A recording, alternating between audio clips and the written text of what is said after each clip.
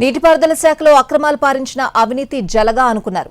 కాదంటే కాదు, అతను పెద్ద అనకొండేనని తేలింది. ఒకటి కాదు, రెండు కాదు, ఏకంగా 200 కోట్లకు పైగా వెనక కూడేశాడు.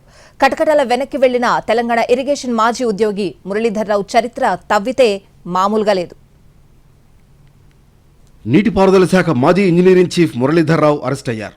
ఆదాయానికి మించిన ఆస్తుల కేసులో ఏసీబీ అధికారులు ఆయన్ను అరెస్ట్ చేశారు. మురళీధర్రావుతో పాటు ఆయన బంధువుల ఇళ్లలో అధికారులు సోదాలు నిర్వహించారు. మొత్తం 11 చోట్ల తనిఖీలు జరిగాయి.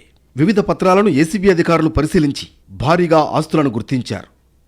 హైదరాబాద్ శివారులో 11 ఎకరాల భూమి, 4 ఇళ్ల స్థలాలు, మోకిలలో 6,500 గజాల స్థలం గుర్తించారు. కొండాపూర్లో విల్లా, బంజారాహిల్స్, యూసుఫ్గూడ, బేగంపేట, కోకాపేట ప్రాంతాల్లో అపార్ట్మెంట్లు ఉన్నట్లు తేలింది.